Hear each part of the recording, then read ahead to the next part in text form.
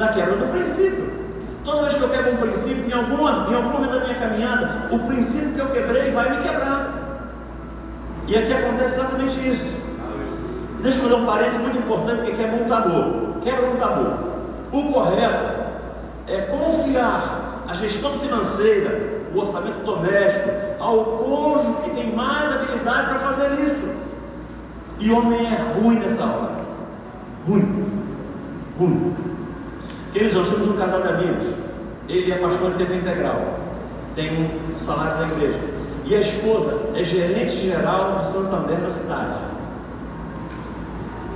E eu conversando com ele outro dia, descobri algo interessante. Quem faz a gestão do orçamento da casa dele? A esposa é gerente do Santander, gente. Seria loucura ele querer chamar para si essa responsabilidade. Ela é muito melhor na gestão financeira que ele é pastor de tempo integral na igreja, e ela é gerente geral do Santander. Querido, se for o marido, amém. Mas se for a esposa, amém. Isso não faz de você menos homem, não faz de você menos líder, não faz de você menos sacerdote, não faz. É sabedoria. Bom, feita essa longa introdução, vamos entrar então no orçamento doméstico. Coloca lá. Para se organizar financeiramente, ou se reorganizar financeiramente, a família precisará de um orçamento doméstico. E deverá estar escrito. Por quê? Porque eu encontro muito marido que é uma benção. O cara sai de manhã e bota R$50 no bolso. Aí chega em casa de tarde e fala assim: meu bem, tu não sabe da maior, perdi R$50. A esposa fala assim: perdeu como? Perdi. Aí ela fala assim: mas tu não foi na padaria e trocou e comprou pão? Caramba, esqueci isso mesmo. Mas veio o troco, perdi. Mas você não saiu para almoçar? Saí para almoçar no almoço, esqueci. Ou seja, o cara não lembra nem como é que ele gastou os R$50 no dia.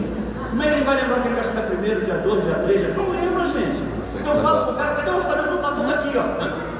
Não, cadê a cara do pai? Você está tudo aqui. Cadê o orçamento? Não está tudo aqui. Não está. E pior que não está. E não está mesmo. Então toda a família quiser colocar a sua vida financeira em ordem, vai precisar de um orçamento doméstico. Por quê? Porque no orçamento você vai acompanhar dia a dia. E isso vai te ajudar a entender o que está acontecendo. Ele tem que estar escrito. Então, se você nunca fez um orçamento, você não sabe como fazer um orçamento, eu te sugiro, ou faz anotações, depois compra o pendrive, porque no pendrive tem essas informações. Bota lá. Como reunir informações para montar um orçamento doméstico? Primeiro, escolha o mês cheio e anote todas as suas despesas com dia, valor e finalidade. Gente, pega uma folha de caderno. Você não sei trabalhar com PowerPoint, não sei trabalhar com Excel, sei lá. Pega uma folha de papel, daquela do caderno fixo do ano passado, bota assim 3 colunas: dia, valor e finalidade. E você dia 1º, R$12, padaria. Dia 5, 350, aluguel. Dia 18, 125. Vai botando dia, valor e finalidade. Pastor, isso muda a minha realidade? Não, meu amado, não. Você precisa entender a sua realidade. Você não sabe, você não conhece. Porque todo mundo saberia dizer aqui quanto ganha, mas poucos saberiam dizer quanto gastam e onde gastam. Então é para você entender a sua realidade. Porque não dá para montar um orçamento sem conhecer a tua realidade. Então isso é para conhecer a realidade. Bom, aí continua, outro. Terminado o mês, junta essas despesas por tipo. Pastor, o que é isso? Tem um monte de despesa numa folha de papel. Aí você vai separar: aluguel, alimentação, educação, saúde, transporte, lazer, vestuário. Aí muda a minha realidade? Não, meu amado, é para conhecer a tua realidade. Porque isso vai dar um susto. Porque sabe o que as esposas falam? Pastor, o óleo de cozinha está pela hora da morte, pastor. A lata de óleo de cozinha está mais cara que um anel de brilhante. Então eu gasto todo o meu dinheiro no supermercado. Essa é a ilusão. A gente gasta todo o dinheiro que ganha no supermercado. Quando você faz isso, você vai ver que não é assim. Não é assim que a gente gasta as nossas finanças. Muitas vezes gastamos recursos que a gente nem imaginava no montante, que a gente fica assustado. É a pizzazinha que a gente come, é o lanche que a gente faz, a gente não bota isso no papel. Então a gente acha que a gente gasta no supermercado, quando na verdade não é bem assim. Muda lá. Terceiro, em seguida, reagrupa essas despesas em 3 categorias. Vamos trabalhar muito isso aí, porque isso aí é importantíssimo. Importantíssimo. Por quê?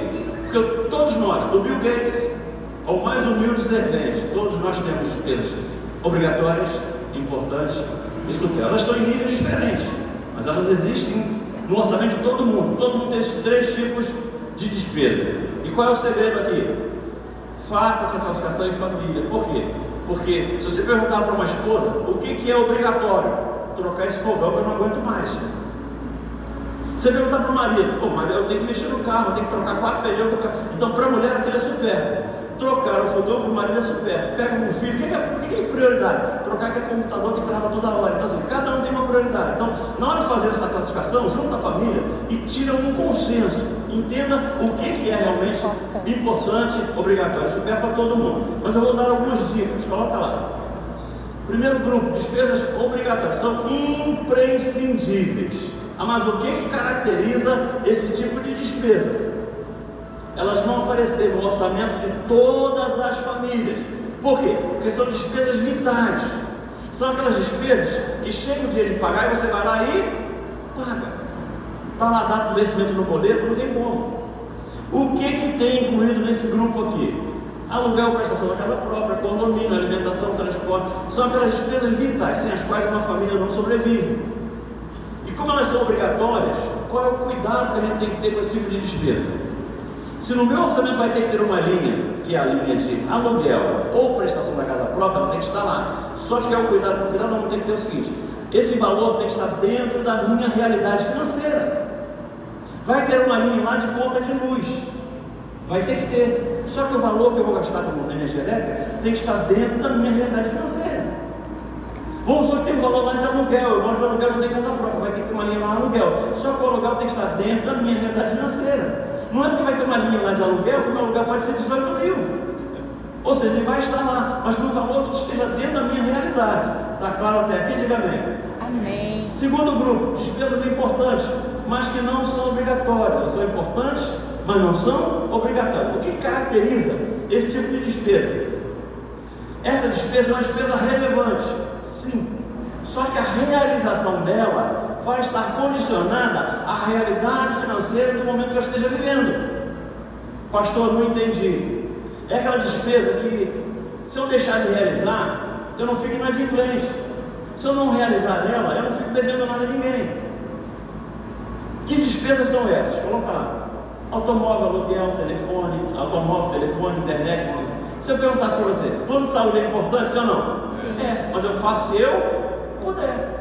Manutenção da casa é importante?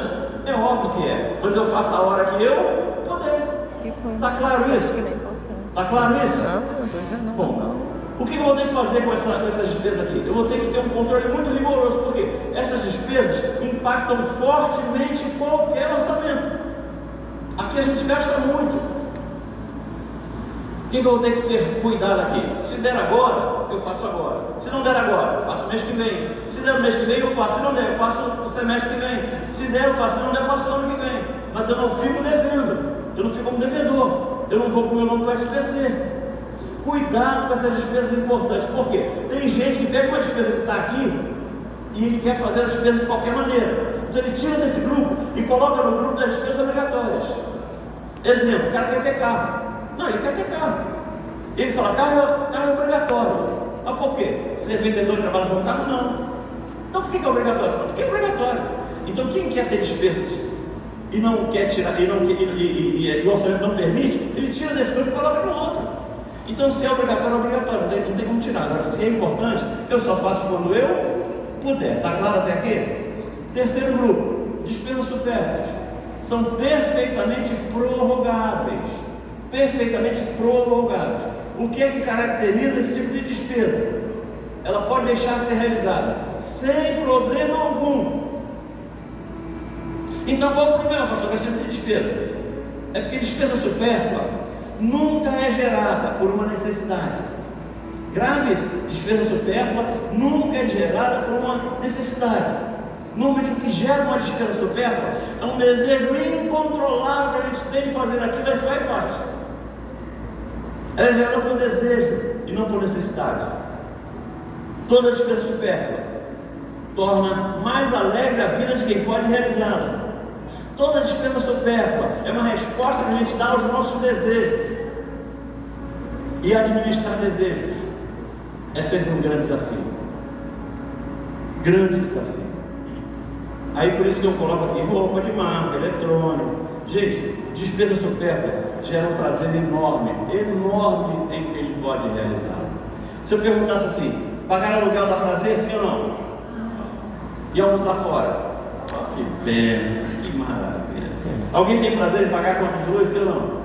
Nós vamos TV a cabo com 299 canais em HD. Que maravilha, que bênção.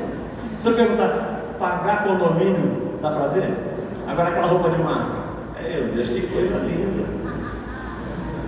Por que é tão difícil? Coloca lá. Por que é tão difícil controlar despesas supérfluas? Porque quando elas geram prazer, a gente acaba gastando mais do que poderia gastar. É simples assim.